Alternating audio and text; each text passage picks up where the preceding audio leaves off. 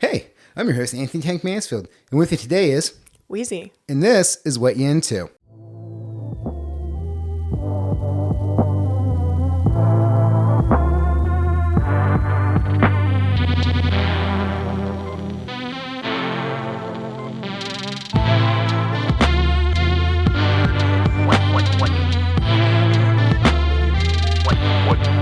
What you into?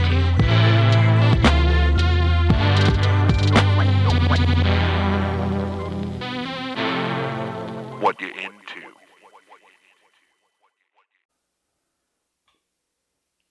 All right, hell yeah, dude, Wheezy, welcome to the basement. First time here for the podcast. Welcome. Very first time. I'm super excited. Is it your first podcast? I think that I may have done a podcast with Thad many years ago. Okay, so you've had podcasting experience. You've been behind the microphone. Basically an expert is what I'm saying. Yeah, no, you've read this bowl before. You know what's going on. Listener, this week's super easy plugs. You can find me on Instagram at @NeilToNoOne. That's it. And Wheezy, you can find undisclosed. You're just out there lurking on social media, watching and judging from the shadows. That's basically my hobby. Yeah. And in addition to roller derby, it is lurking and, social media. And and just observing. Yeah. Yeah. Keeping up on what the kids are doing, the cool people. Do you feel informed? Sometimes. Do you feel too informed? I don't want to be one of those people that kind of loses touch with like what's happening. And so I find that lurking on social media is the best possible way to keep up with the world. Social media is kind of a really interesting experience, especially for a lot of people that it wasn't part of their life until recently. So, I mean, for me, I remember I had social media communicating on the internet with people back in high school via AIM, and shit like that in college. And then I remember being in my 20s and MySpace and starting to get that version of social media and how it works. But it must be wild to be somebody who's even older than that was 40 or 50 and now has to deal with social media. I can't imagine the shift. Yeah, it's got to be incredible. And I think it's also it's just taking time to figure out what you want your personality to be online. Mm-hmm. Well, we grew up with it, quite literally. Mm-hmm. It was growing up as we were. So I think that we were kind of lucky to have been able to experience at the beginning and then grow with it and understand how all of those norms and things shifted and changed over the years. I'm so scary about getting to a point with technology where I don't understand how it works and being left behind. I was at Taco Bell the other day and I saw some guy come in and he's like, man, I tried using the app, but the app just never works. And it's just oh, buddy, you're struggling with the Taco Bell app, and just, but at the same time, it's this is something this man never grew up with, Right. And it could be a thing too, where this guy's I can change the oil on my truck. You want to take a shot at that without YouTube? And I'm absolutely not. For me, no. I don't really want to. Is this a game? Is this in Saw? Is this this thing where a puppet is if you don't change the oil in this Pontiac, your head's gonna get lit on fire with the oil? I don't know. Yeah, I'd be in the big trouble. YouTube and I can do anything together, but separately, we don't accomplish much. YouTube University is one of the greatest educational things in the history of the world. And again, you have to look for what you're getting. I'm not saying that in terms of conspiracy videos and stuff, but what I am saying is in terms of teaching you how to do shit. Absolutely. I mean, you need to do something very specific in your home. YouTube can help you with that. Oh, it's helped me. I changed the serpentine belt in my car with a YouTube video. Nice. Yeah. So, yeah. And it was more than a year ago and we're still fine. So I think it worked. I just changed the fill valve in my toilet with YouTube, just constant. It's awesome. Yeah. Yeah. You just have problems pop up and you're oh, let me YouTube that. And somebody is kind enough to make the video. I learned how to cure my new griddle that I have outside, my griddle grill. Oh, nice. Yeah. I went on and just watched YouTube videos, how to cure this thing, how to break it in, how to care for it. That is so cool. Yeah. And now you're a grilling pro. Yeah, I'm working on it. They say you got to get through the first season, which I didn't know that owning a griddle meant you were playing in the fucking league now, and life is now in seasons of grilling. Yeah, it's a long game. No, I just look at grilling as an all year long sport. Out there midwinter, boots, hat, everything, grilling. I literally grill every week. Because I always end up doing meal prep on Sunday or Monday. Mm-hmm. So no matter what the weather, I'm grilling. That's awesome. Yeah. And I enjoy charcoal, but moving over here, everything's just quicker. But that's good and bad because sometimes your chicken gets fucked up. You got to go slow with the chicken. Can't lose track. Yeah, Focus is key. Speaking of tracks and focus, maybe, Oh, yeah. as we go down a rabbit hole of grilling. So okay, this is an interesting episode because I've talked to people that played Rotary in the past. I don't think I've ever done a full on Rotary episode. Like when I had Jazz came on and we talked about her transition like during the pandemic out of roller derby and talking to Lauren Strecker, Anatomical. She came on and we talked about kind of all her different ebbs and flows and all things roller skating. But yeah, but you're somebody who's still actively in it on a number of different levels. And so before we jump into that, like, were you always a lifelong athlete? Like, how many sports have you played? So I never considered myself an athlete until I started playing roller derby. Really? So yeah, I mean, when I was a kid, I did gymnastics, snowboarding, dance. I did pole dancing briefly. All balancy things. I love balancy things. I love circusy things. I think that I missed my calling by not going to circus school. Like, had I thought about that being an option, I would have done it. But at 18, I went to college and what a mistake. No, I'm kidding. It was fine. You could be in Circus Soleil right now, though. Yeah, they're hurting for people, I heard. Are they? Yeah, they're running out of really talented people who can do crazy stuff. I think it's like anything else. They just keep pushing up what you got to do, and it's just like, hey, man, like there's only like, how far can you push this? It's time to start training. We'll find out. Well, you not me. I'm not bouncing around on bungee cords over top of drunken Midwestern tourists in Las Vegas. I think I would. Yeah, well, okay. This is the separation between me and you. That sounds terrifying. But you're like this is the dream. Like, yeah, I'd do it. fair. I'd give it a try. Well, so I think a lot of these things you're describing are very athletic endeavors. Like these are. But you didn't consider. Did you not consider athlete because like you weren't competing against people? Yeah, I did gymnastics competition for a couple of years, and then I kind of outgrew the gymnastics phase. And yeah, I wasn't really on a team. There wasn't really a competition. There wasn't a winner. I was just doing the thing to do the thing. And once I got tired of it, I moved on to like, what is the next adventure? What's the next thing I can learn how to do? Okay. And so when you did do that, that's interesting that like competition was one of the major things that got you out of it because you felt you got to where you wanted to be and then you were just like, all right, well there's nowhere else to go with this, like, or you just got bored with it. I mean, I tended to just get bored. Okay. It's like I've gotten good enough that I know if I put the return on investment gets harder, right? When you start something new, you can like get pretty good at it pretty fast. And it's like really fun to learn those skills and like gain all of that like ability quickly. But then when you get to the point where like you're going to have to work really hard for every inch more that you want, that's the point where I'm like, do I love this or am I ready for something new? Yeah. And that is a question, and depending on where you're at in life and what you want to do, because there is that thing where when you first start to learn something, you understand the basics and the structure of it, but after a while, your skill set stops developing to some extent, and then you have to work on like very specific things within the skill set to make it better, and that can get very tedious.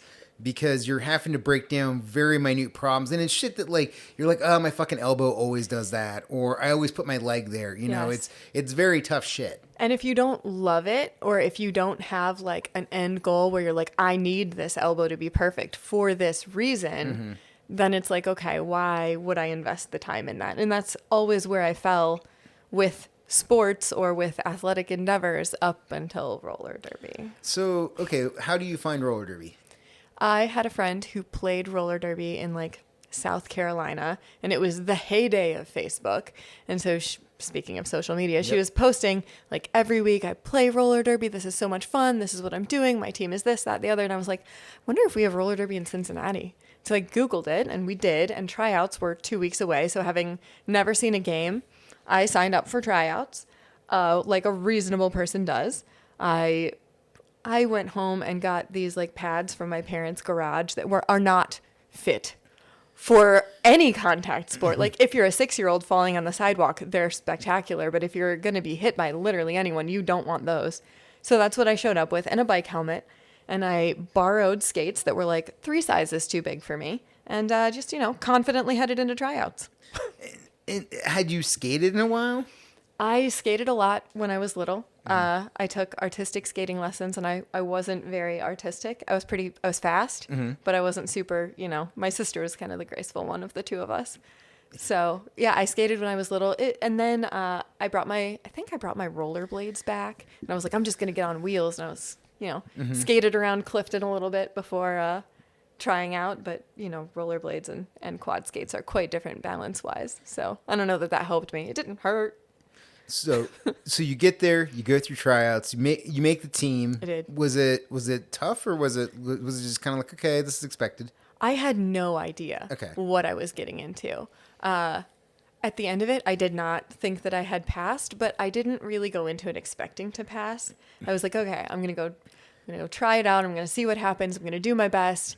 And at the end, I was like, well, that was fun. Thanks so much for having me. That was awesome. I really appreciate it. And they're like, well, you made the team. Oh, cool. Oh, okay. What? so then how do you learn a sport you've never seen?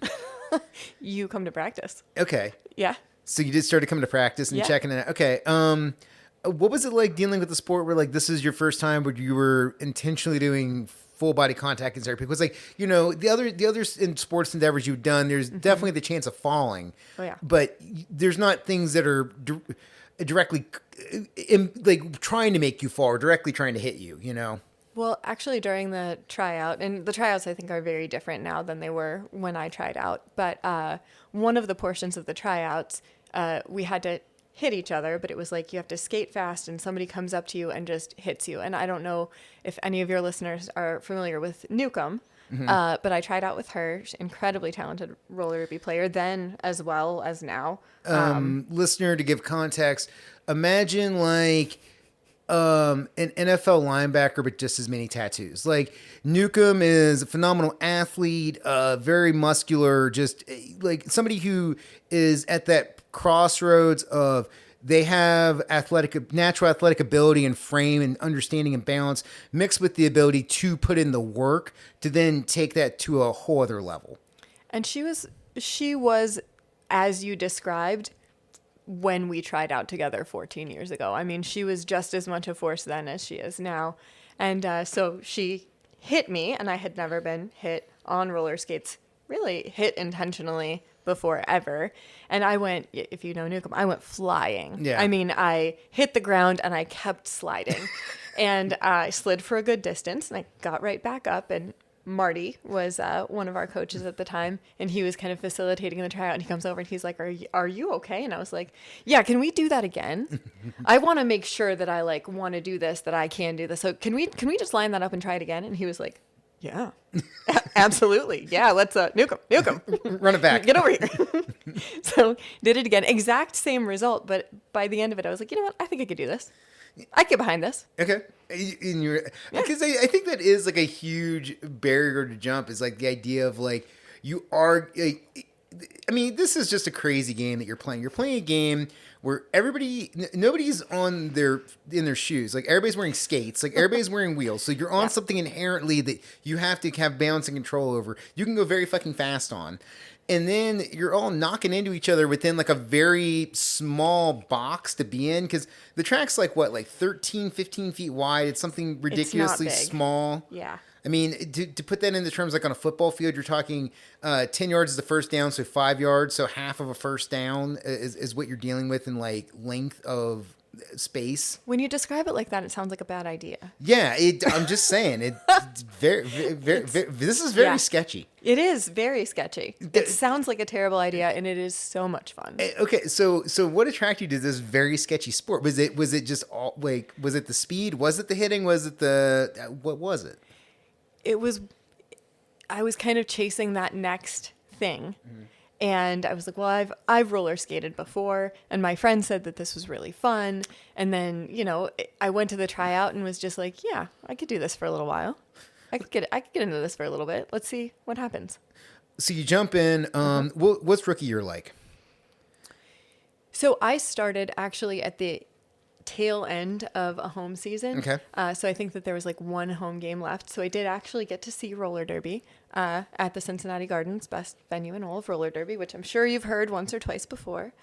So I got to see a game, and we kind of finished out the season. And at that time, mostly we had an A team and a B team, kind of varsity and junior varsity, and the B team pretty much fell off after the home season. A lot of folks stopped practicing, and just the A team continued to practice. It wasn't mandated that way. Like, anyone could continue to come to practice, and I had no idea that that's how it was supposed to go. So I just kept coming to practice. And I noticed maybe that there were not as many people there as there used to be. I just kept showing up.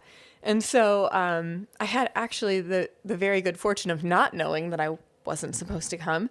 And I got a lot of really great practice time in with some incredible roller derby players without ever playing a game. So I had a ton of, track time with the sheep, the A team. Well, and I think that that's important to have time with people that are better than you in a sport, just so that you learn how to play up to that level. Because if you can learn the speed and the reaction time of somebody who's better than who you're normally going to be playing against, that's going to give you an edge. Oh, immensely. Yeah. Immensely. I think it helped a ton. I'm glad I didn't know that I unofficially wasn't supposed to be there. So then what was the rookie season like for you? Like, what was it like going into your first game? So I remember one of our first practices of the season, the next home season, where I was going to have hopefully an opportunity to make a roster. I went up to Marty again and told him, I'm going to make the sheep this year. And he just looks at me and gives me this big Marty smile and pats me on the back. And he said, okay, Wheeze, that's good. Like, some really nice, like, kind, non-committal, but kind and semi-encouraging. And I was like, okay. Marty thinks. Marty knows. I'm going to do it. And so, he probably went home and was like, oh my gosh, I can't believe this person she thinks she's doing. So yeah, first game, I don't really remember it, truthfully. I have pictures from it. I know that it happened. What were you feeling like going? Like, do you remember? Like, did you have butterflies? Were you excited that this day was finally here? Like, do you remember any of that? Before every single game that I have ever played, it hasn't changed. I get super, super nervous. I mean, definitely, like, butterflies would be an understatement. I don't know what is in my stomach. It's a monster. It's like, I get so nervous. Even before scrimmages, I get nervous. Like, any kind of, like, we're about to play something like a roller derby game, scrimmage, like drills, I get nervous. So, I mean, I always kind of said to myself, okay, if I ever stop getting nervous, I will know that it's time to move on from this, because that will be a time when I can tell that I'm not as passionate about this as I used to be. I'm not getting that, like, nervous, I really want to do a good job kind of feeling. When does the nervousness leave at any point during the game, or is it still there? It's generally after the first jam that I go in. Okay. Because once I'm in and the whistle blows and we're playing roller derby, it's gone. Okay. Then it's just like the game and what's happening in the game. And I don't know if this happens to anybody else, but I kind of just forget that there are other people even there. And I'm just focused on, you just go in the flow state? Yeah, just play the game. Just focus on what's happening on the track. Can you hear the crowd during games? When I used to jam, occasionally you would, like, get out or do something really cool or whatever, and then you would just out of nowhere, you'd be like in the zone, you bust out of the pack, and then it's like, rah, and you just, this noise happens. And I'm like, oh my gosh, there's people here. But other than that, I generally don't hear the crowd. Are you, when you were jamming or even when you're playing, do you talk out there to anybody other than your teammates? Do you ever talk to the other team? Yeah, most of the talking is communicating about where the opposing jammer is or what's happening on the track. And I just almost do a constant narration of, like, what's going on. So you're just calling play by play?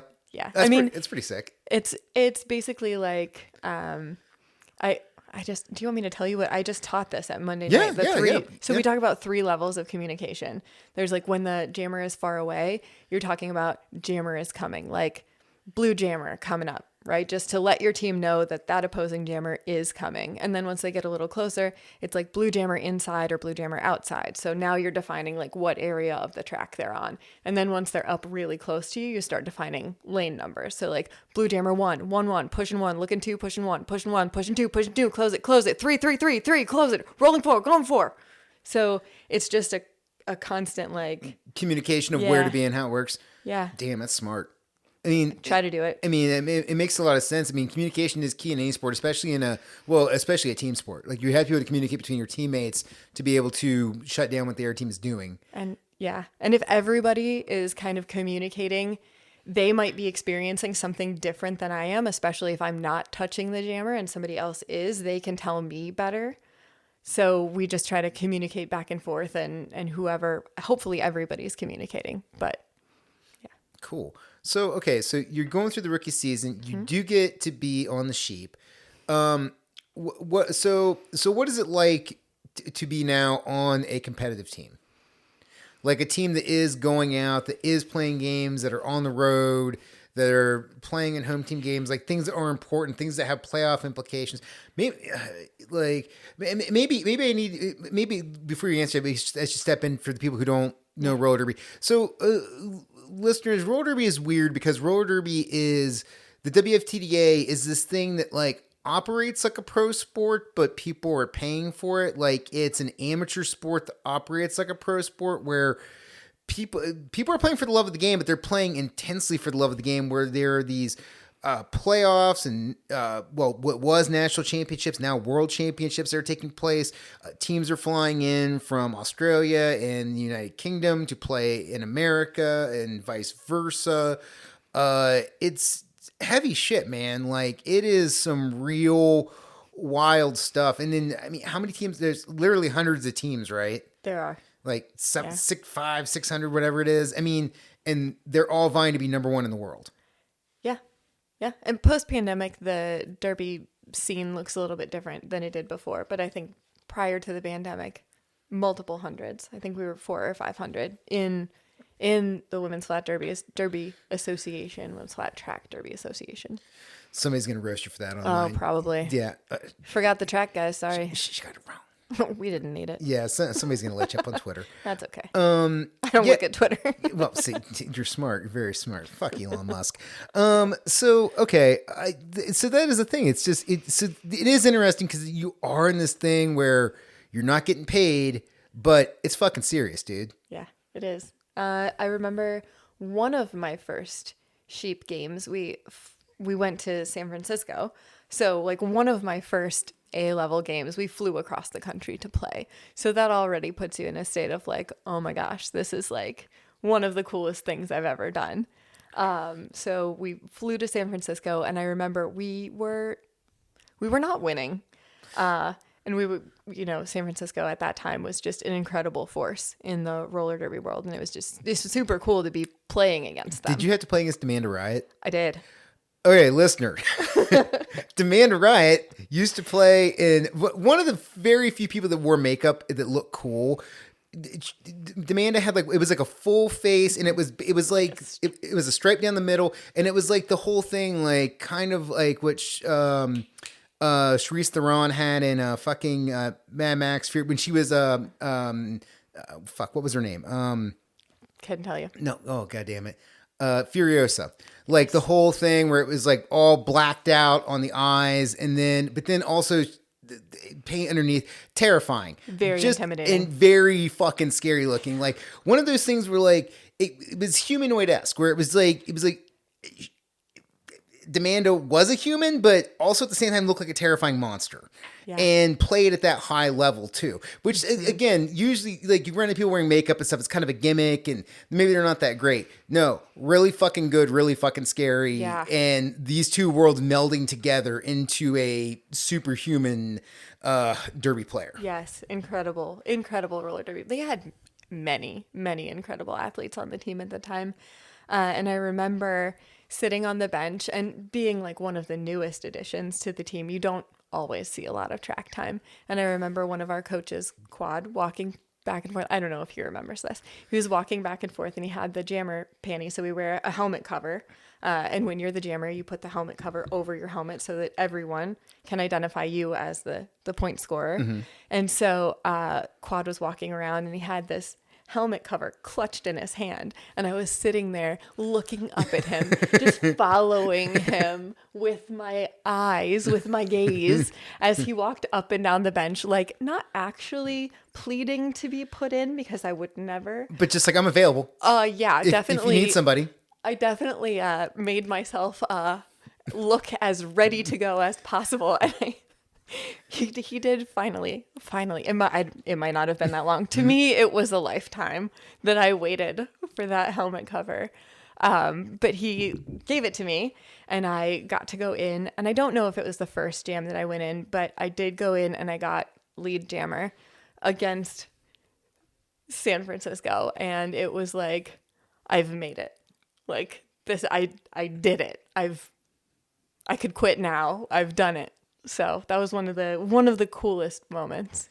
What was it? Okay, so once you started to establish yourself as like, hey, I deserve to play on this level. I am a jammer on this level. And listener, again, jammers are the people who score points in roller derby. So they are a very big part of the game. You got to have a really good jammer that can work through packs and, and a lot of times do their own dirt. Like they might have help from the blockers, they might not, but their job is to get their ass out of the pack and get lead jammers so that they can score and start putting some points on the board. What's it like being in that position where like there is a spotlight on you, but there's also a microscope on you? Because if you're not getting results, your team is fucked.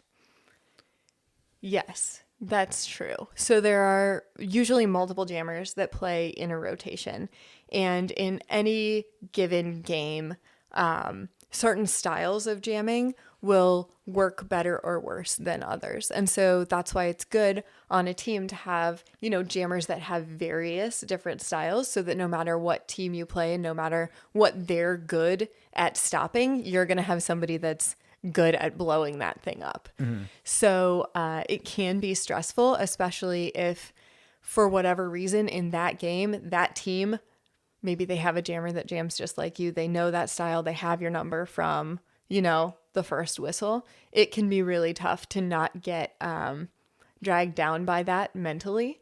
You have to just, trust your bench coach, trust what's happening, trust the game management that they're putting you in because it is still beneficial. What's your headspace like at that time? Are you giving yourself this like kind of self-help like diagnosis, or are you like, I'm fucking up, everything is going wrong, and crawling into a shell? Probably at the beginning of my derby career, I was pretty hard on myself. And then as I grew as a player and got more experience, I started to understand like there's a bigger picture, and I trust the bench to manage that bigger picture. And if they want me to go in, then it's the right choice. And I'm going to get out there and I'm going to do my best. It might not feel the best to me, but it's not about me feeling the best. It's about me doing what my team needs.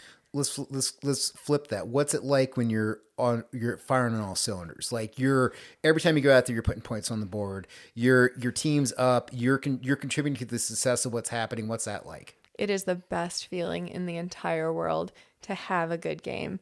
You just get out every time you get out there. You're just like, I'm amazing. You feel like it. You just, it's rare to get a whole game where you just feel like fantastic. It's usually a little bit more like, okay, that jam was a little bit rough. And then the next one, you're like, oh, that jam went really well. I felt really good. So it's more of a within game kind of ups and downs usually. But if you have a whole game where you're on, it's the best feeling. I think Jordan described being in the zone as like the basket is just, it's so big you can't miss. Like just everything you throw up is going in. Is that kind of where you're at as you're going through the pack, or are you like the holes are just bigger than usual or something? Like what does that feel like in the moment? It feels like what's going to happen ahead of it happening. Like you're going through the pack and you can just kind of sense like, oh, that person's going to move that way, so I should go this other direction. And then they do. And you just somehow have this like, you're just in the, I guess what you said before, you're in the flow of the game and you can just kind of feel like what's going to happen before it happens. And you're able to put yourself in advantageous positions. Yeah, I've always felt very flow statey in games. Like I don't normally when playing sports or anything athletic, I'm not super thinking about it. I'm just kind of like whatever my training is, and then just kind of letting that go, and just letting whatever happens happen. Like maybe I would be better at sports if I did think while doing things, but a lot of times I just kind of want to just like react to stuff. Thinking while jamming is something that you grow into. Like when you first start, it's for me anyway, when I first started, it was very much about like just those reactions and doing what you're doing in the moment to get through it.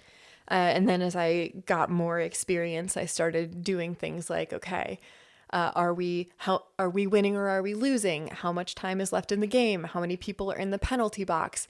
Am I leader? Is the other jammer lead? Do I need to burn clock time? Do I need to call the jam? When do I need to call the jam?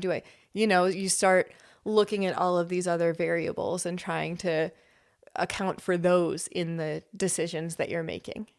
I think a lot of like what you're saying, and then just also like, thinking about the amount of time you have in the game of like being invested in it for over 14 years, like it definitely recalls to me like in jiu-jitsu, like you get a black belt after 10 years, it's super rare, but it also then falls into kind of like that 10,000 hour category. If you do something for 10,000 hours, you're an expert at it. And I think that you're at that level in this where you're able to look at stuff and like mentally break down shit that's happening that a lot of other people aren't going to be able to see, and especially in like their first few years of doing it. They just don't. They don't even like fully understand what they're looking at and why it's happening. I didn't see it my first few years of doing it. Yeah. I mean, it literally took years of learning and trying to understand game and clock management and what we're doing and why we're making these calls and just asking questions and trying to understand it. And so I try to share that information with new people as they're coming in. I mean, I wrote it's a very long list of jammer guidelines, basically just things that I think about or used to think about when I was jamming, and in what order and why they're important and where I would make certain choices and where those choices are even available to make. Mm-hmm. Because recognizing when you have a choice to make is the first part of making that choice. Do other people you play with or okay, let me ask it like this. You've played on teams with other people that are high level at your position. Is this the common way to approach it at what you're doing at this level, or do people approach the game from a different way than what you do with this amount of study and intention? Truthfully, I'm not really sure. I don't really know. That's a great question. Yeah, because I'd be interested to see like how different people that are high skill approach the game, and if it is the same mindset, and or if it is different, where like somebody's more of a technician versus someone who's more of an artist, like that kind of thing, like and. Yeah, I think it's just it'd be interesting to have that conversation with other high level athletes in the sport that you're playing in. Yeah, that would be really cool. I've taken clinics with different like high level skaters from kind of around the country. I've been lucky enough to go to a couple of different like Beat Me Halfway is one of them. You can like go and take classes with all these different skaters. Very fun. But none of them really touched on, none of them that I attended. They were all very skill based, which was fantastic. Like if you want to learn how to, hit like freight train or something like that. But I didn't attend any that were strategy based.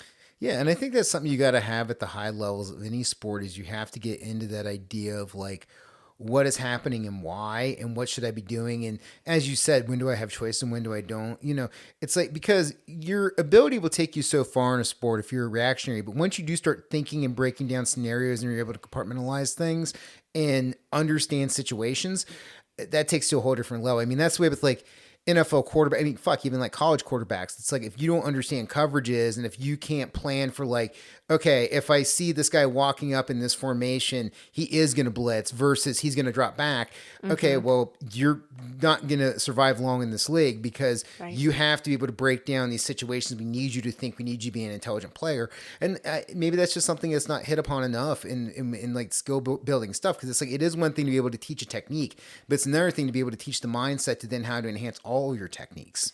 Well, and also a lot of it is especially when you're jamming. There's kind of this dump of adrenaline that happened for me when the whistle blows, and you have to learn how to think through that because it just gives you this huge burst of energy. And I think that's why a lot of folks who are newer to the sport, jammers who are newer to the sport, tend to just be like, go, go, gotta get out, go, go, even if that might not be actually the best choice in that moment, because it is so hard to sometimes focus in on like, okay, what are the critical things that I need to actually think during this moment?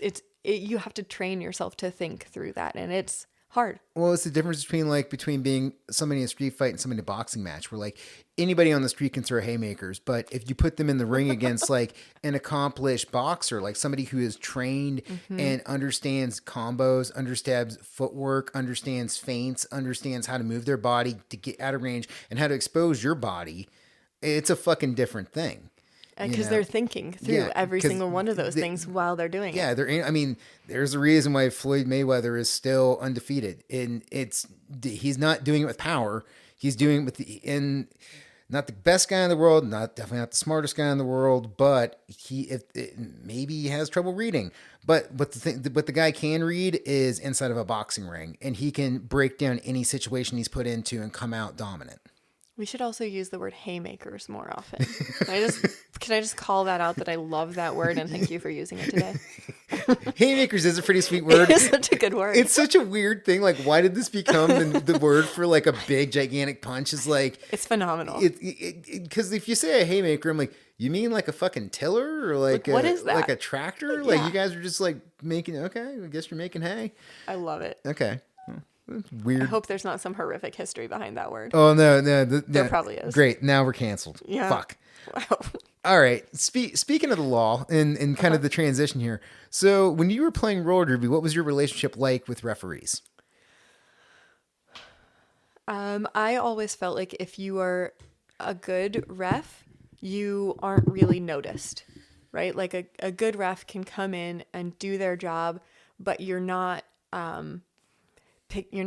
hearing them over and over. There's not one ref or one voice that's kind of dominating the refereeing scene. So I think if you can come in and not be disruptive with the calls, like that's a good ref. And if you're refed by someone frequently, you start to kind of get a sense for like, I like their style. I agree with their calls. I know what they're sensitive to. Mm-hmm. And so like, oh, this ref is very particular about back blocks. So when I see them on the track, I know that I have to make absolutely sure that it is clear that I'm hitting a legal target zone, especially if I'm coming in fast and there are people's backs are facing me. So I have to be very intentional with that. I might avoid some hits that I would take if there was a different ref there.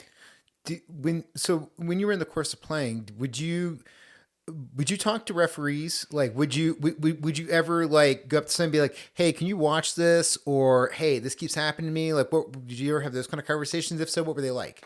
So in the beginning, when I started playing, especially when I was jamming, there was very much a culture of we don't talk to the refs. Like we've also grown into understanding how important it is to be respectful of the people that are coming in and refereeing the games. Like it can be seen as fun, right? To like give the refs a hard time and that kind of used to be the vibe when I started, that, you could give the refs a hard time. You could, contest the calls. You could, I didn't do that. That didn't happen. Right. And kind of get a little bit showy about it.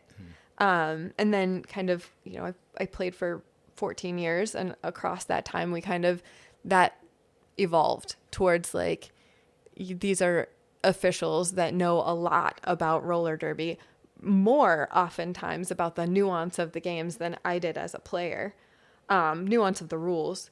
And so, and it went from like, you can't really talk to them, you can't really ask them questions, like just leave them alone, to, you can ask a question in between jams. Try to ask the ref that had the best view of what you were seeing. And if they can answer, in the time between jams, which is 30 seconds, they will. But either if they can't, they might get back to you later. If it's really important, you can, ask your bench to call an official review and like call all the refs together and have them discuss it. And I know you've captained different games. Like, what's it like when it's now your responsibility to you're the ambassador for the team with the refs? It's like you and the coaches. You're the person that has to get out there and talk about stuff. What's that like entering into those conversations? So when I first started doing it, it was so intimidating. The refs are really scary to go out and talk to if it's not something that you've done before. But as I started doing it more and getting more comfortable with it, and then eventually as I started reffing while I was still playing and kind of learning the language that they use and what you need to say to them in order for them to actually have the information that they need to have a meaningful discussion with you, it got less intimidating and more fun.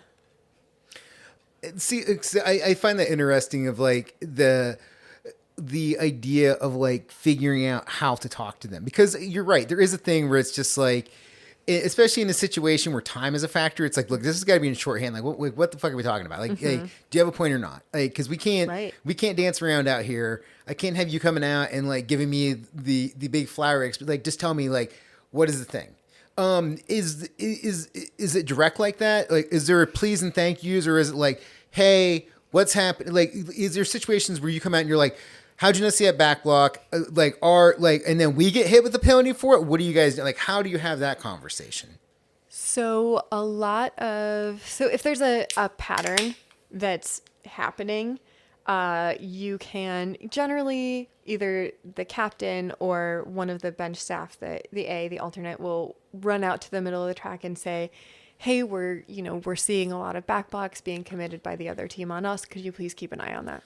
So it's acceptable to, run out, say, we're seeing this happen a lot. Please look at it. A lot of times, refs will come to you at halftime, at the beginning of halftime, and say, hey, I just wanted to check in. How are things going? Do you have any feedback for us? Refs, they don't have to do that, but a lot will. And that can be also a time to kind of give them that, we're seeing a lot of this. Would you mind mentioning it?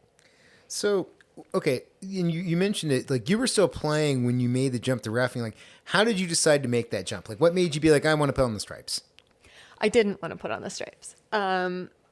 I had been taking on that captain role, and I don't even remember who invited me, but someone said like, hey, you should, go check out this ref thing.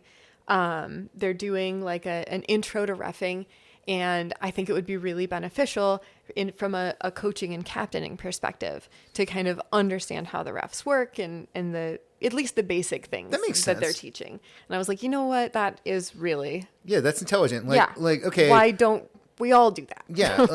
And that's a smart thing to be like, okay, I understand my job. Let me cross-train on this job that impacts my job.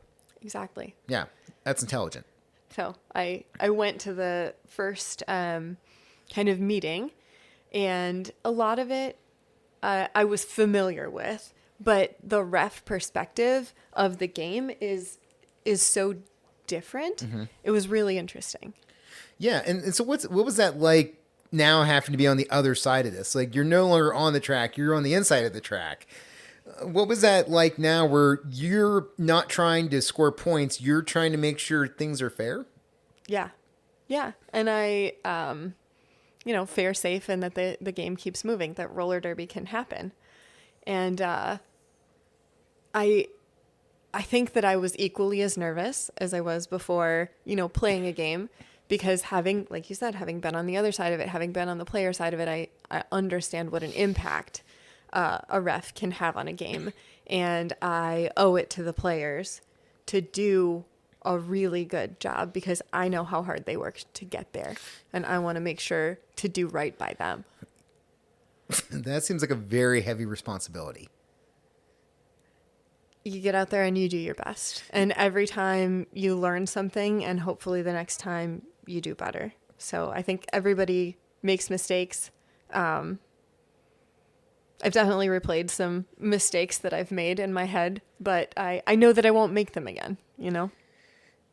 Okay, so how do you approach being in a position where you have to make a decision based upon a clearly defined rule set? Like, does that make it easier to do for you? Like, how are you being like an arbiter of justice? Like, So when you're reffing, the things that you're looking for are initiator, illegal action, and impact. And you need all three of those things in order for a penalty to have been committed. So a lot of times you have two of them. Like, you have an illegal action and you have an initiator, but if there was no impact, that wasn't a penalty.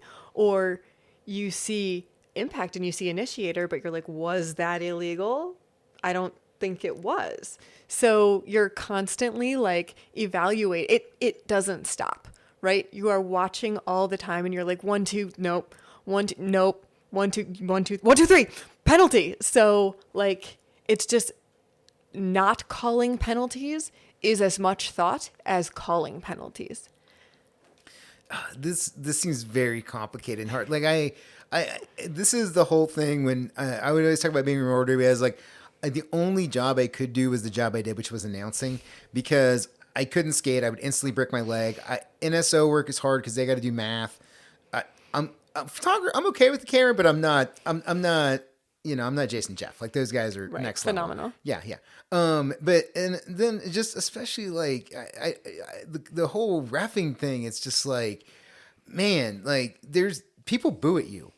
Like, people boo at you and yell at you and say horrible things at you, and then you have to be the one to be like, "Hey, this thing happened. You did that. You shouldn't have fucking did that. Go take a lap." Like, that seems that none of that seems appealing to me. How is this thing that you enjoy doing? So it is making it possible for roller derby to happen, right? Like, if you don't have refs, it's very hard to play a solid game. So it's the love of the sport. Yeah. For the sport to happen, there must be referees to make the sport occur. Yeah. All right. And I know how hard they work to get there, and I'm going to do my best for them. All right. Doing this for the greater good. Okay. Good answer. Solid answer. I like this. I try. All right. Yeah, I still don't want to do your job, but.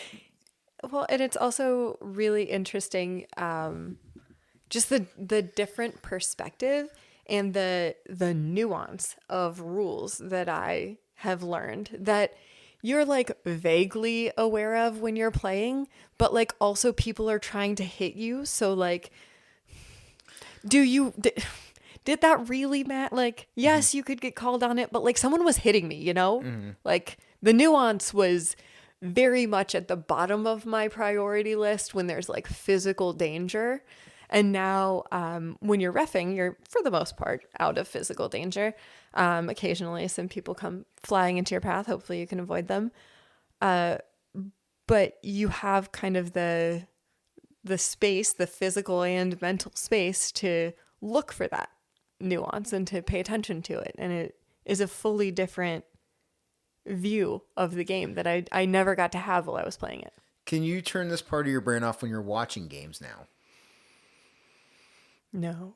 I mean, yes, I can. I am still and might forever be guilty of being a jammer watcher. So I know how much amazing roller derby is happening in the pack, and I am still just watching the jammer. I love it. So I can watch the pack, and especially when they're doing like when they're moving in weird ways or they're doing, I'll stop and be like, wait, what is the strategery that's happening here? But if nothing really catches my eye in that regard, I'm jammer watching all day. Okay, fair. Do you like the jammer ref? Jam ref is my favorite position. Okay, this totally tracks. You get to skate fast. You get Still. you get a skate fest and you get to watch a jammer. Yeah. That's your job. It's fantastic. It's so much fun. Nobody has a better view of the jammer than the jam ref. And also, like, calling. Sometimes I'm sad when I have to call a penalty. Yeah. Because, like, you know that it was an accident, or or it was like such a good move, and like this illegal thing just kind of it just happened. So someone will be like, "Oh, track cut." Yeah. I don't want to call I'm going to, because it's fair, right? And that's my job, and that's what I'm going to do. But like, So, okay, so you still have some level of emotion, but at the same time, you're like, this must be done. yeah. But I try very hard not to show it. It has been ordered by the Derby Yeah. Guide rule set, and by the rule set that we've all agreed upon to play Mm-hmm. by. You have fucked up. This is how we make the game happen, and so it is my job to call you. But I recognize that move was sick, and I'm sorry that there was a boo-boo in it. Privately, Yeah. in my head, I'm sorry, but like physically, I'm calling. You with it. jumped so far, but you gotta go sit down now. Yeah, but your foot Yeah, definitely but- was not but on the your track. foot- yeah, your Yeah. foot. Yep. About that, I'm sorry. You fucked it. You gotta go. But it was amazing though. Well, so okay, when you make a bad call, do you instantly recognize it, or is it something that somebody has to like say later, like, "Hey, that wasn't," or like you watch it on tape? Like, how do you discover when you've made mistakes? It's both. Okay. Sometimes if you make a mistake, you recognize it immediately, and you can sometimes do your best to correct it in that moment. Like, you're never going to fully correct it because you have disrupted the game in some way.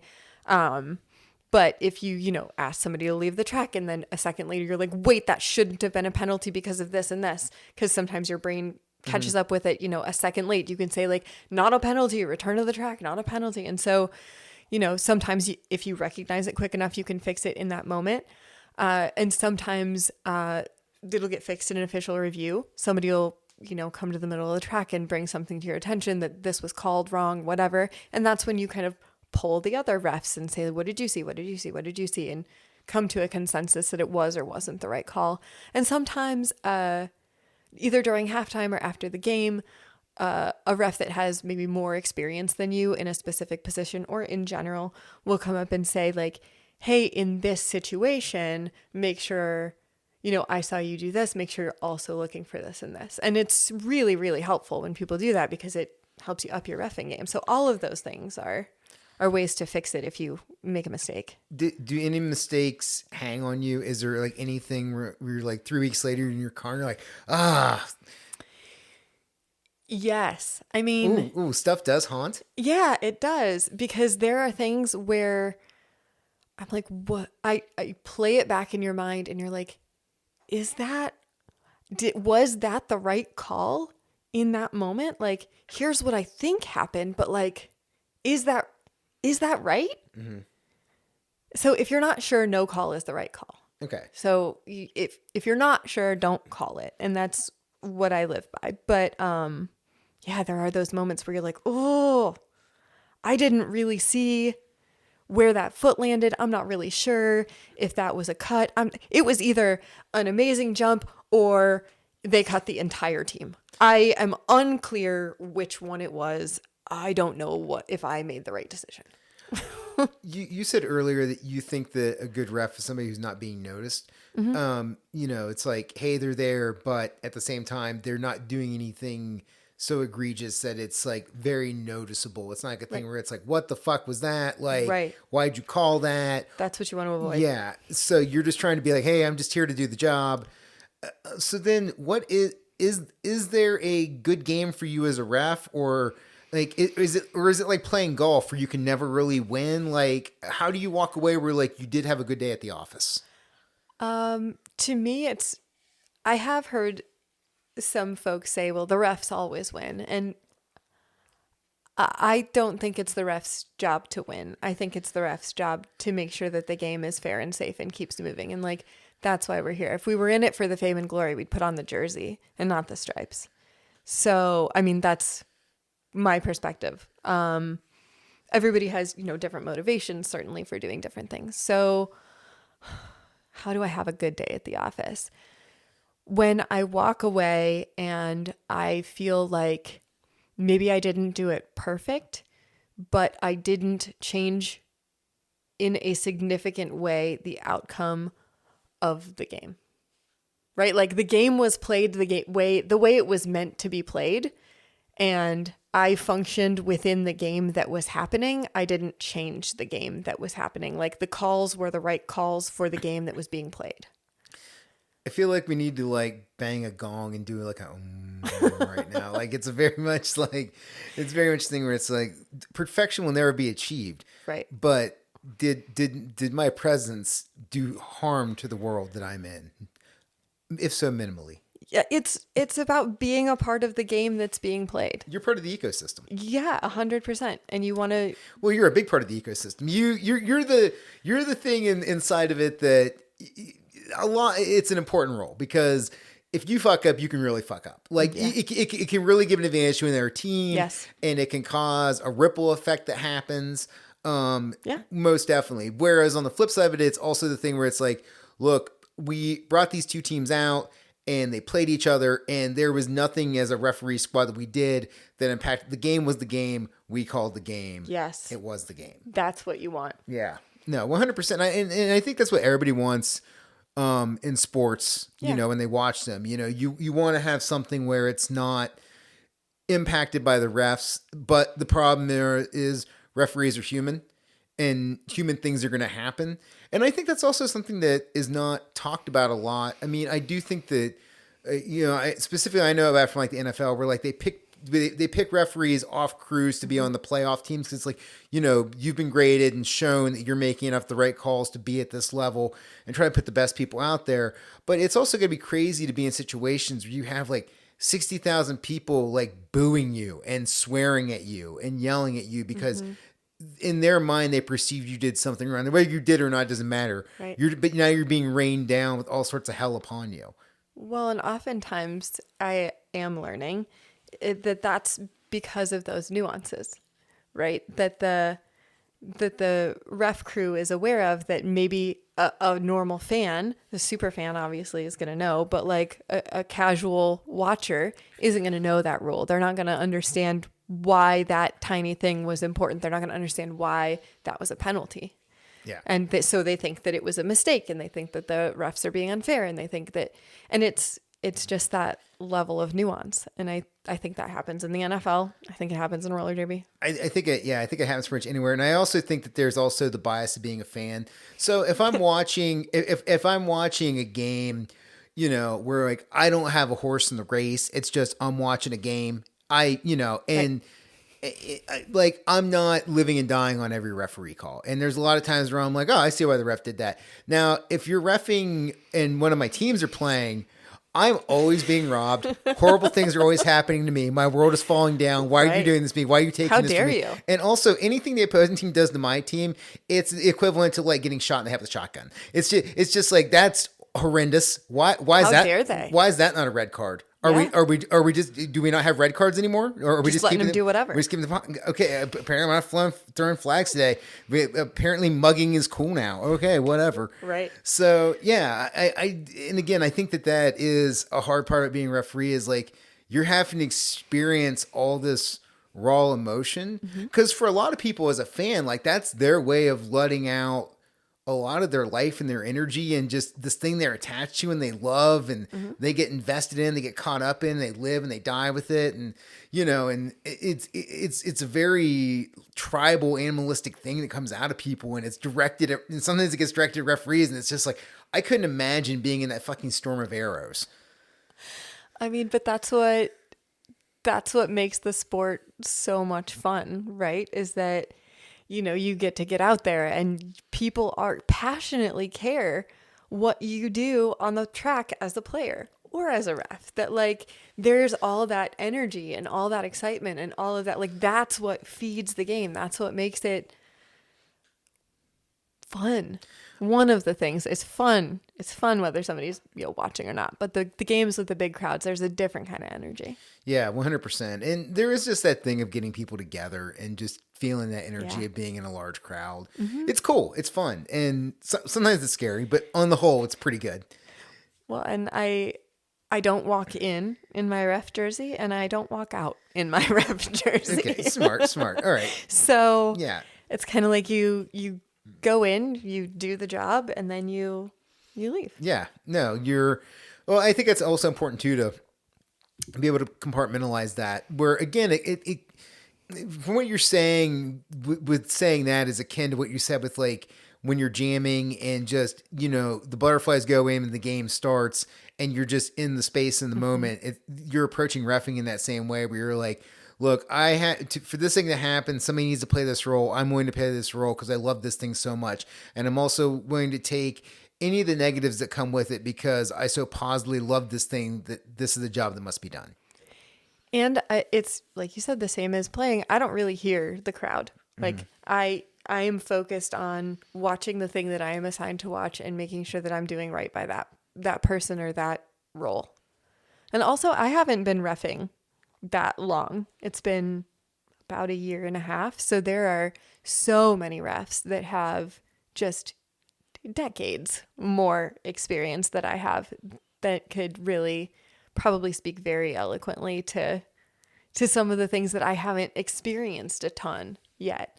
Like I haven't really had a crowd get mad at the ref crew that I'm on.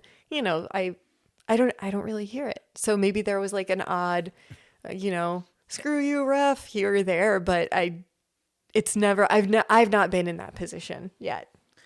What you bring up the ref crew. I think that's a good transition. What is it like working with a group of peers that you're all out there to do the same job? And then what is it? Is the leader like the meetings beforehand? Is it the same leadership style across the board when the head ref addresses people, or is it very different depending on who the head ref is? How does this all work? I went to the Battle of the All-Stars this year. And it was a really great experience because I got to ref with, people from across the country. Like, I think there were 3 or 4 maybe different head refs that I worked under. And they did all have very different styles, different ways they wanted us to communicate, different ways they gave feedback. It was really interesting because prior to that, I had mostly worked with kind of the Cincinnati ref crew, and I was very used to the way that they did things, and so it was cool to see the different styles. Some people are very like, here's my spiel and I'm gonna go through the whole thing and I'm gonna make sure to check off the boxes, and some people are a lot more laid back about it, and they come in like, we're gonna play a game, we're gonna ref a game, if you need something give me a shout, if you don't it's all fine. Like it's a very different ways to approach kind of being the head ref, so it's cool to experience that. Have you got a head ref yet? I have not head ref. Okay, not head ref. Okay, we'll stick that in the back pocket for later then. So okay, what is it like after the game? What do you talk about? Do you and the refs talk? Wait, time before we get to after game. So okay, that's pregame. Let's talk in game. Working together as a crew. How does it work when a ref is making like a bad call? Like, is there a way to stop that? Like when you all get together and are they open to that? Or is there times where people are like, no, I saw what I saw and this is this? Like, how does that work? Yeah. So if you think that a mistake was made, you can kind of talk to the head ref or talk to the ref.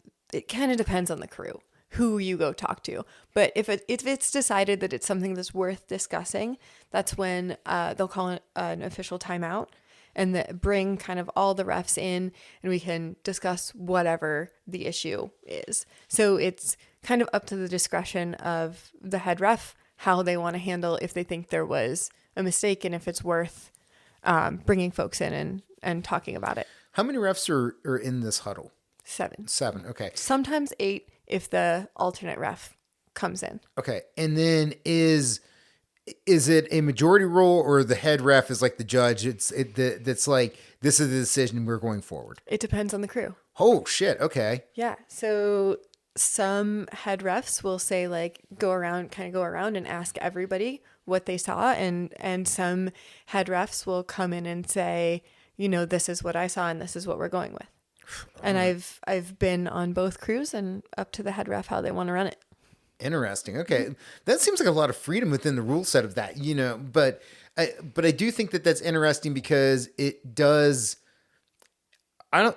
Yeah, that is just kind of interesting. Like you can do the same job and you're all playing by the same rule set, but as the head ref, you can delegate. Like, well, do we make the decision where I it's my call and we live and die by it? I'm the captain of this ship, Yeah. or do we do kind of more like a jury thing where it's like, hey, what do you think about this? Right. Or something in between. Yeah. You know, there's, as many ways to be a head ref as there are head refs, I would imagine. Do you are you a united front against the skaters? Like, is there any like if coaches or somebody comes out to argue with you, then are you all on the same team, or is there ever any time where like one of the refs is like, I kind of agree with what's going on over here? I think that we try to present a united front, but I wouldn't say that it's against. It's more like once a decision is made, we're all living with that decision, and whether you were on one side of it or the other, it doesn't matter, because that's the decision that's been made and that's how we're moving forward. And it's important to be kind of professional in that regard. I think that it gives the skaters and the coaches a better experience to know that like everybody's on the same page. Yeah, and I think you would have to have that like ability to be professional and logical, because when everything else in the when there's a lot of things that could be emotional in the situation, obviously the crowd, the fans, but sometimes skaters and coaches, it's like there has to be somebody that's like, no, this is reality. This is what we're based in right now. I don't really have a care who wins or who loses this thing. Right. I'm just here to make sure it's a level playing field Exactly. and safe. Yes. And that the game keeps moving. And the game keeps moving. Yeah. Roller derby happens. Yes. Please don't make the clock stop. That is one of the hardest parts in sports that I think that people don't understand the balance of, is when there is downtime. And especially if you're at a sport where there's not entertainment, like that's something else that people need to think about, is when you go to like see a professional sports team. The Reds, I think, is a great example, because there's a lot of downtime in baseball. Just the amount of video content and shit that they have for you to watch, and the sights, sounds. It's just like, what can we do to not let you tune out right now? Yeah. I mean, they have I would assume, a whole production team. They have to. Behind coming up with all of the cool things that are happening if there happens to be a stoppage in gameplay. I think it's wild how far stadium and arena video boards have come in the past decades, so I was in an art show a few years ago for Reds opening day, and one of the other pieces in the show was this piece called Walks Will Haunt, and it was a black paper with like orange color on top of it. Like, I don't know if it was I don't know if it was like marker or what, but it was meant to look like an old school like outfield board where they would just like put up these graphics that were like just little blocky 8-bit kind of things. And whenever somebody would get a walk, these ghosts would appear up on these orange dot pixel ghosts would appear up on the black screen. It would say "Walks Will Haunt," and you compare it today when you go to any kind of major sports things, and it's fucking 4K video boards. There's a legit professional speaker sound system that's set up, indoor pyro. It's phenomenal. Just the amount of shit that there is now compared to what was like that was in the 80s. I remember watching that as a kid, or in like even like the early 90s, and then to see where live event production has come in a matter of like 20, 30 years. It's fucking mind bending. It's very cool. Yeah.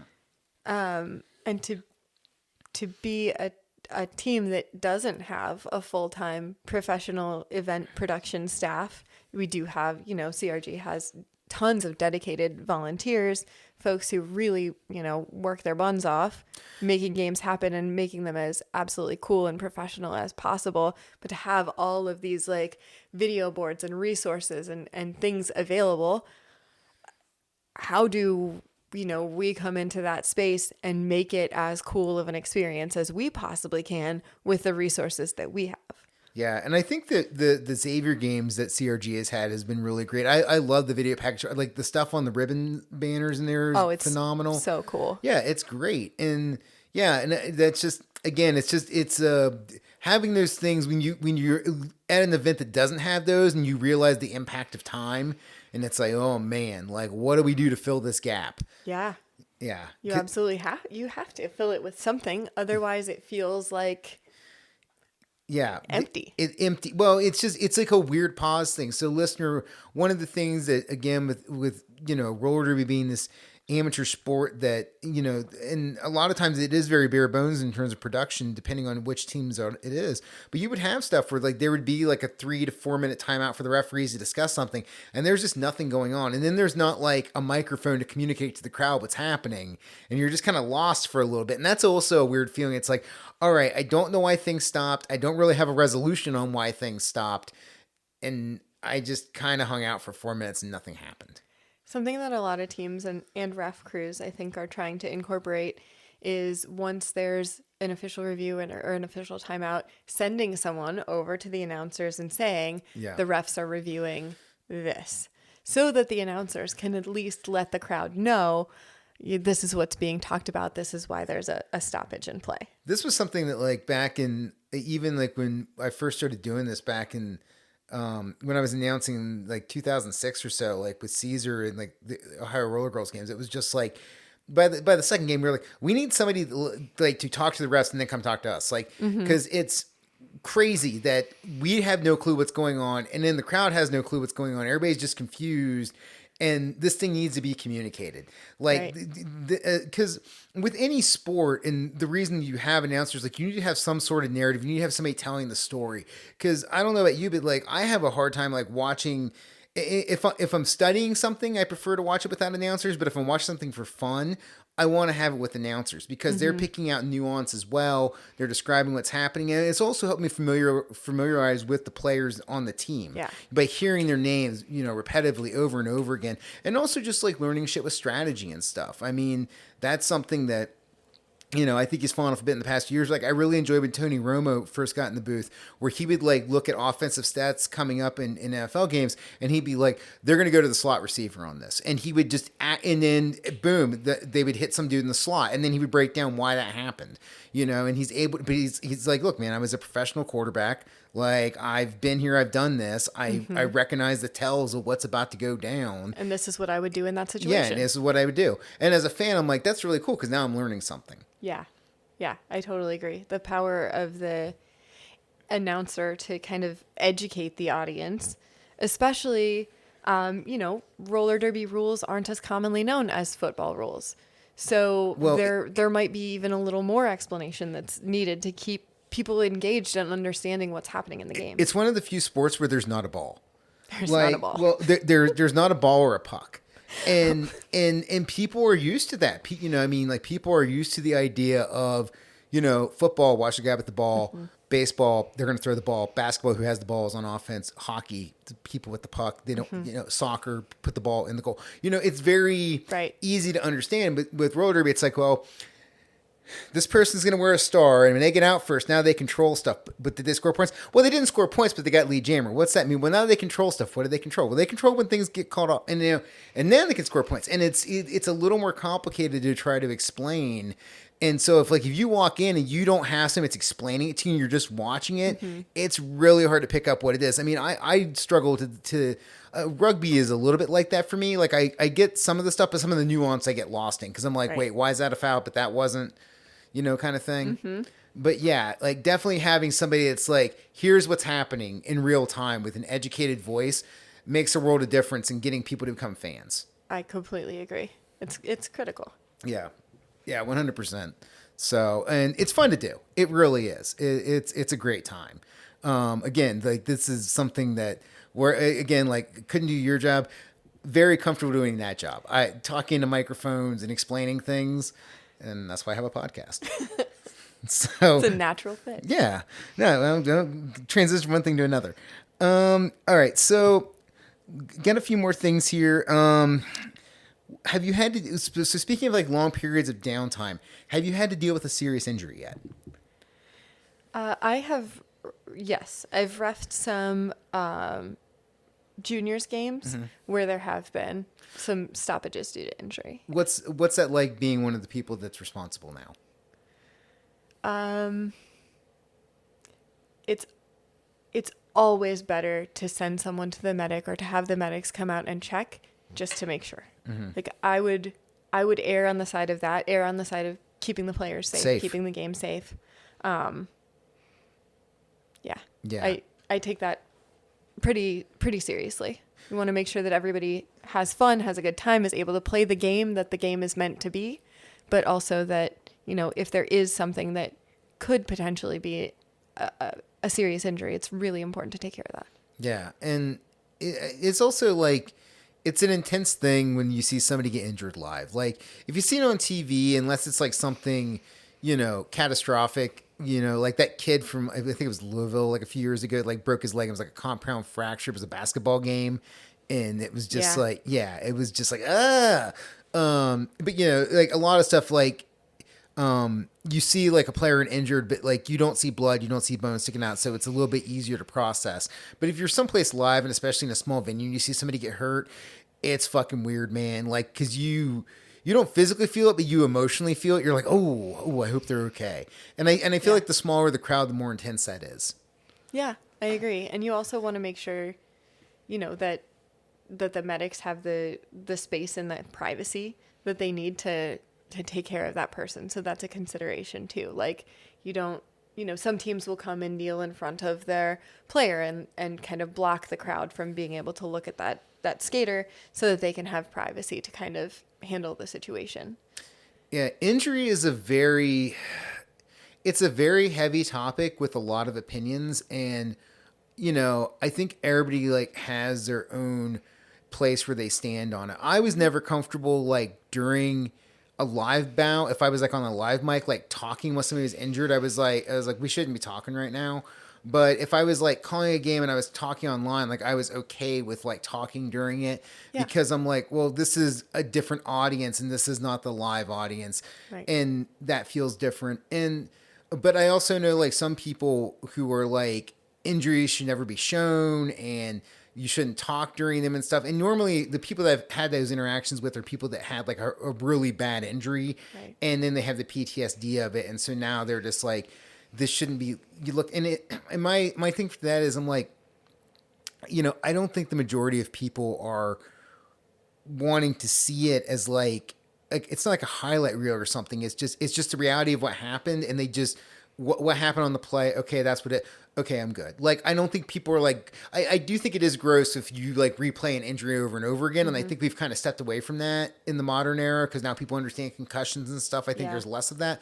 But I do think there is a thing where you need to address and be honest about what happened. It's unfortunately, injury is part of the game. It's part of roller derby. It's a full, like you said, it's a full contact sport on wheels in a very tight space. Like, there are going to be times where, momentum takes you in a crazy and unexpected way, and something bad happens. Yeah. So it's a part of the game. It's an unfortunate part of the game. We do, as players and as refs, everything we can to mitigate that. But I do think that the crowd and the people who are there, they aren't, they're not in it for like the horror, the shock factor, right? They want to know what happened to the game that they came to see. Why did it pause? Yeah. And I've also never been judgmental of anybody while they're injured. Like, I don't care if you cry. I don't care if you throw up.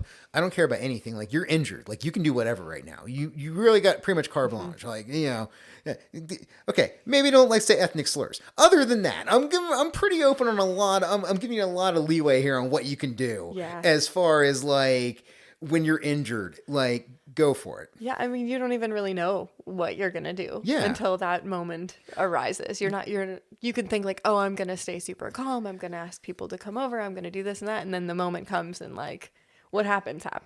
Yeah, no, it's a weird adrenaline dump, and it's also just different personalities and how people process stuff. Mm-hmm. And yeah, I remember like seeing like two different people break their legs and like about 3 years apart, and one person completely freaked out, wailing, screaming, crying, like, and the other person was just like very much like just kind of out of it, like almost kind of like a weird like high, and they were just like, hey, and I'm like, hey, and I'm like, can you stand? And like, no, and I'm like, yeah, it's broke, and they're like, yeah, and I'm like, okay, and I'm like, you good? And they're like, I'm gonna throw up now, okay. And then they puked and they looked back to me like, I'm sorry, I threw up. I'm like, you can totally just, I mean, if you want to keep throwing up, you can. Like, you broke your leg. You can just whatever you want right now. But again, it isn't, because like two different people and the way they process pain and the exact same injury, widely different. Well, and this is another probably strange thing. I think that the more injuries I have experienced, especially in a roller derby context, the calmer I have been able to be through each one, right? Because you start to, at least I started to realize like, okay, it's important to, if you feel an immediate pain, you need to sit with that for a second and decide, is it a pain or is it an injury? Yeah. And sometimes you can have like an intense pain that isn't actually an injury. It's just a thing that really hurt in that moment. And so like taking that calm like second and not freaking out immediately and just being like, I need a minute. And sometimes people come to be like, oh my gosh, are you okay? Are you okay? You're just like, I need to sit and feel my feelings in my body, and I will get back to you on how okay I am after I've had some time to think about it. How much is getting the wind knocked out of you suck? Oh, it sucks. It's such a fucking awful feeling. Getting the wind knocked out of you is so awful. It's like embarrassing too. You're like, I got hit so hard I can't breathe anymore, and your body can't figure out how to do it, and you're just like, I'm trying, but my lungs are stupid right now, and they don't understand what they're supposed to be doing. They don't understand inflate, deflate. Yeah. We're getting back there. I'm talking to him. We're having a conversation. Oh, it just feels so terrible. It sucks. Yeah. It's kind of hilarious though too. Getting the wind knocked out of you sucks. Getting a stinger sucks. Like if you get like jammed in the shoulder and it locks on you and you get like that searing pain. The dead leg. Yeah. Like if somebody like hits you right in your quad and it just like shuts down your whole leg, and then you're kind of like dragging the sad leg behind you until it like wakes back up. You're like, come on, leg. I know nothing's actually wrong, but like, those are the worst too. Getting kicked in the dick, not a good time. I'm gonna have to take your word for that. I gotta feel like the ladies if you catch one right in the wallet, like, does it? Getting kicked in the anything is unpleasant, right? I saw a lady take a field goal kick one time with the in-roller derby where she had her back and she was blocking with her butt, and the person behind her, she hit her, so she hit her with the sheriff, and when she did, the person behind her kicked between her legs and totally like field goaled it. Oof. And just like toe stopping the whole front of the, like right into it, like just boom, toe stop, skate, vagine, all collided head on, and she went down. And then like we talked to her, like that we could practice. We're like, she's like, it's awful. It's purple. Oh, it's purple and peeing hurts. And I'm like, like that's gotta suck. Yeah. Yeah. I mean, any kind of injury like that is going to be bad. If you get hit, no matter who or what your situation is. Yeah. If you get hit below the midsection. Yeah. That's no good. No, that's no bueno. No bueno. Not, bad day at the office. Terrible day bad day at the office. Hell yeah. All right. So have you been involved with any ejections yet? Like, have you had to tell somebody they got to leave the bar?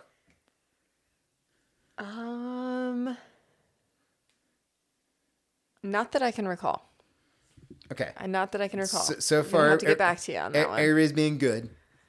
Nobody. I feel like very few people commit penalties on purpose, or commit egregious penalties on purpose. Like it's generally like poor judgment or momentum that went unexpected ways, or I've been there.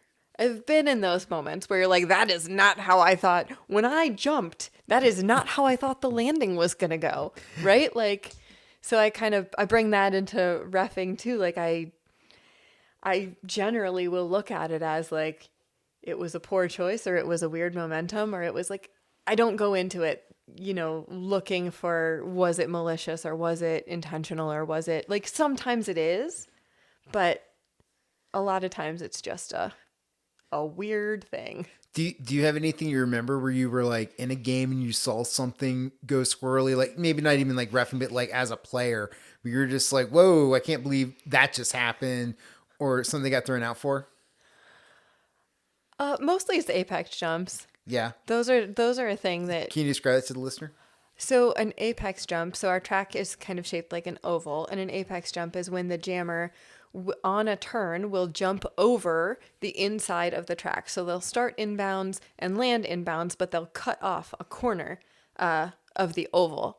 And so a lot of times anything can happen, right? When you take off and things go crazy. Like somebody can hit you midair and you didn't think they were even looking. Like if somebody's looking, don't jump, right? But if they're not looking and you think that, their focus is elsewhere and you take that jump and then all of a sudden there's a whole body knocking you out of the sky. It's really a surprise. So I've seen and been a part of apex jumps just going fully unexpectedly. Didn't Chrome like completely crush somebody one time on one of those? Oh, just when you say blast somebody out of the sky, like that is the only description of what she did. I'm so glad I was not that jammer. It was like watching a Scud get hit with a Patriot missile where it was just like annihilated. Yeah, it was like it was on target and then it was way off target. Oh my gosh. Yeah. Have you had to deal with that yet? Have you had to deal with like collateral damage where you're reffing and all of a sudden somebody gets like swept into you or like you got to jump over them? Yeah, a couple of times, but I luckily come from a background of playing and a background before that of jamming, blocking and jamming. And so I've been able to pretty much get out of the way in one way or another. You're just Batman. You see it coming. You're high stepping right over it. Well, I try to, because, there can be, if contact with refs is unavoidable, then it's not a penalty. But if it is avoidable, it can be a penalty. And so this is just my personal perspective on it. I will always do my best to get out of the way because I hopefully I can. You're trying. Yeah. What's it like working with NSOs? So like the non-skating officials, the people that are like tracking everything and making sure that the I's are dotted and the T's are crossed. They know so much. They're so smart. And they're really, really helpful. I didn't realize how much the refs and the NSOs were actually like communicating and working together. Like from a skater perspective, you don't see the full picture of how much teamwork is going into that. But as a ref, you're holding up points when a jammer scores points if you're jam reffing, and you're telling the scorekeeper. And I've had times where someone came out and asked me a question about points, and I was able to go to my scorekeeper and they were able to help me out and say, actually, this is the answer to that question. This is what I saw, because they know the game so well, because they're sitting at a table generally watching it, but they're watching the same thing as you. And so I think it's a really, really cool relationship between the refs and NSOs that as a player, I didn't even know was happening. So on a lot of stuff, you're together, like you're in the same kind of role where the game doesn't happen without you. You need NSOs, you need skating, you need refs and you need NSOs. You need this to all come together. And you're on the same team in that regard. Where are the differences? Like, where do you separate between the two of you? I mean, it's actually a lot of times now we don't even differentiate between skating officials and non-skating officials. Like all of the folks who are making the game happen are officials. Some happen to do their job on skates and some happen to do their jobs not on skates, but like everybody is a critical part of making it happen. So I would say the only differentiating factor is the clipboards. I can't carry a clipboard while I skate, and they seem to be really good at the clipboards. So to me, that's like the only difference. They might get you. There's a possibility that you might get a mini clipboard. You can like write notes and step stuff back in your pocket in between jams. I could. I think I'm gonna have to like get some more years of reffing under my belt before I feel confident enough to bring out a mini clipboard. I don't know. I might also actually have to check with some of the clipboard officials and ask them how they feel about that, because I wouldn't want to infringe on a territory that is not mine. You're not trying to step on toes here. I don't want to do that. You're trying to keep friendly relations. Right. If the clipboard is not my area, then I don't want to. You're gonna. All right. Fair enough. Let's keep it. Let's be politically correct here. Let's make sure that we're okay to use clipboards. I don't know. consent is important. I'll have to ask. I'll let you know what they say. I'll ask some like really amazing clipboard holding officials and get back to you. All right, cool. Well, these are the burning questions we have on what Yeah. into. Is there anything we didn't hit upon tonight you want to talk about? If you think that you want to be involved in roller derby in some way, you should.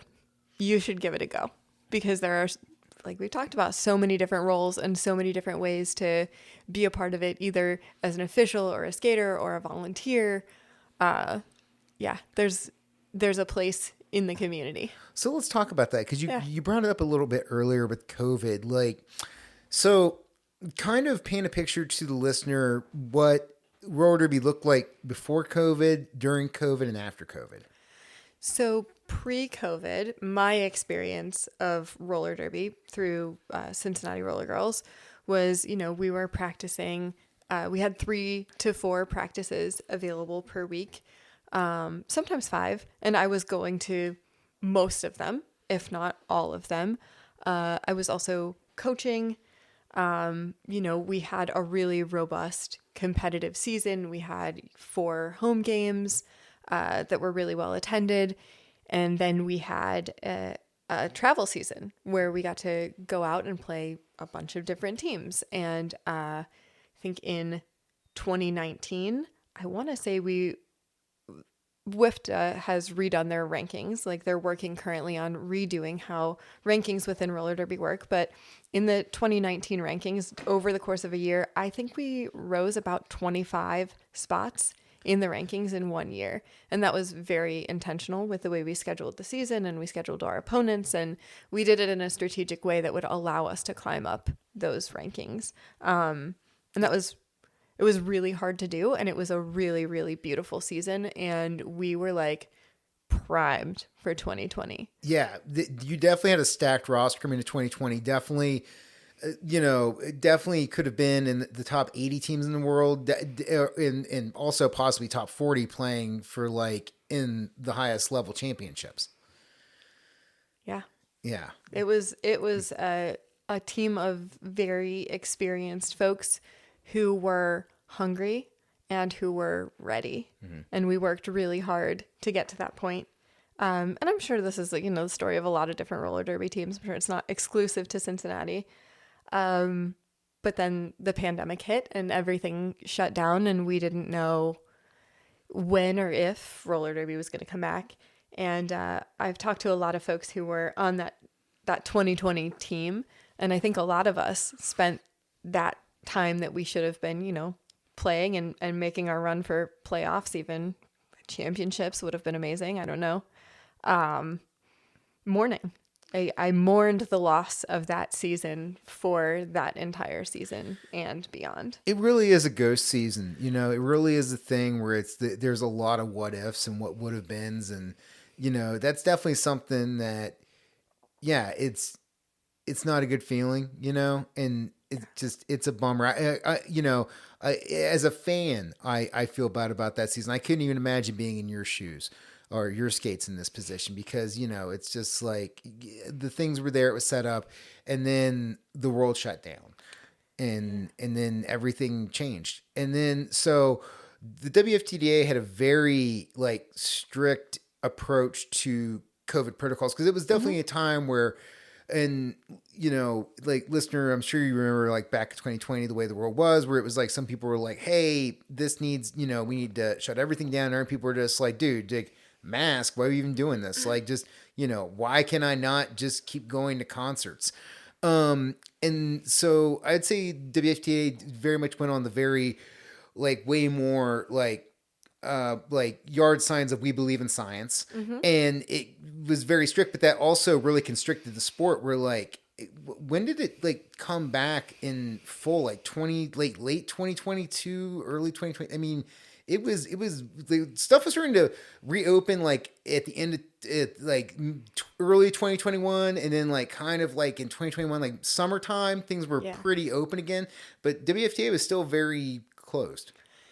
Yeah, I think it took them a little while to make the decision to go with like state and local regulations over, WIFTA regulations, right? They, like you said, they came up with a protocol, and it took them a little while to kind of release that protocol and say like, okay, now we know more about this. We know more about what's happening. And each of these states and local governments have it in check and have the understanding and are able to effectively manage this. And I think that release of that decision took a while. And it did stop a lot of roller derby from happening. It stopped a lot of roller derby from coming back, maybe sooner than it would have, for better or for worse. I can't really speak to that. We can't, unwind it and play it again a different way. That would be kind of cool. But we, Cincinnati, kind of officially came back in 2022. We played a very abbreviated season of two home games, and we were really excited to have them. But it was also hard because we didn't know what to expect in the landscape of roller derby, and that's still kind of happening. Like, teams that used to be, pillars within the roller derby community, at least around us, are functioning very differently. Maybe they're not ready to do travel games. They're not ready to play home games. They're not, teams, they're just all in different states, and it's a little bit unpredictable. Who's where, how many players are left, what they're looking for competitively. So this 2023 season was a test kind of for everyone to figure out where local teams are and how is roller derby working now. Yeah. And I think it's interesting where, so, I think there was the thing where there was, we saw during COVID, like the skating explosion where people started like, I got to do something, and people would like start doing trail skating or like park skating just to get out of their house and do something. And you see some of those people coming into order. You also saw a lot of people leave during that time. Yeah.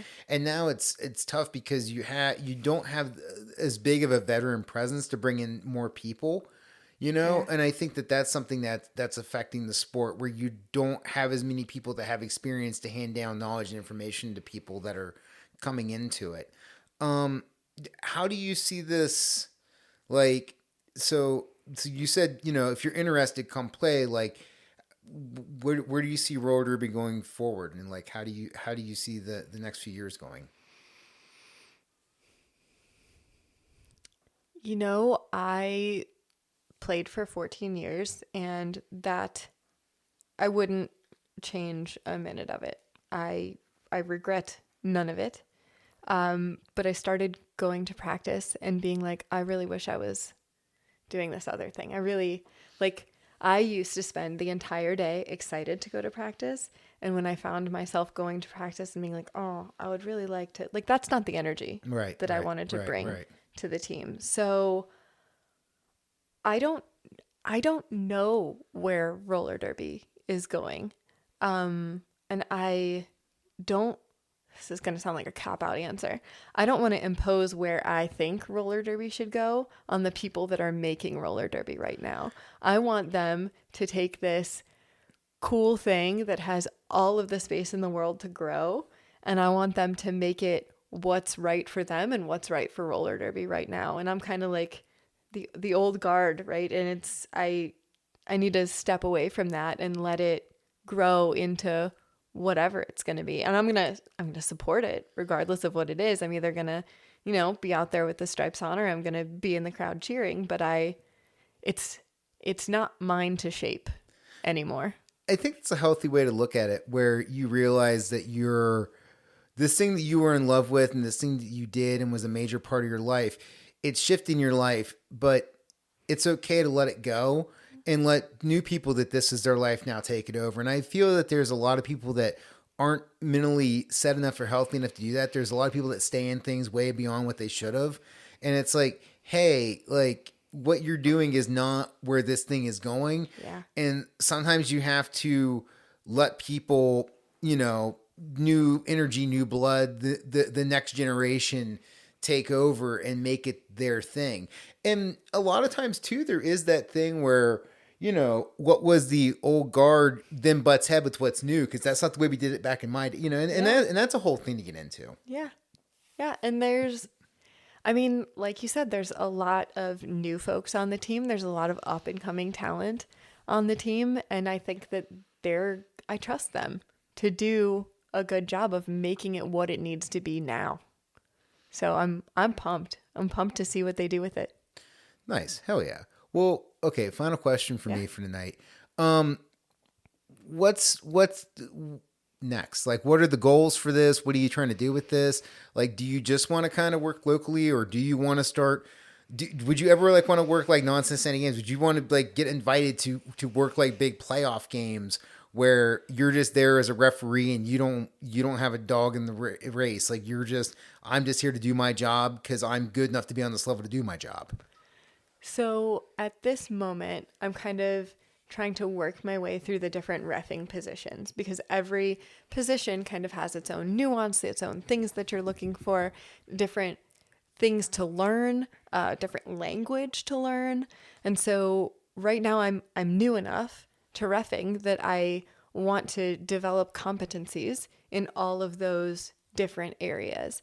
And I mean, if you'd asked me, 14 years ago, when you retire from roller derby, are you going to ref? I would have said, oh my God, absolutely not. There's no way I would ever do that. And so I feel like I'm being asked now at the beginning of my ref career, are you ever gonna? And I'm like, I feel like the answer to this, no matter what I say, is going to be wrong.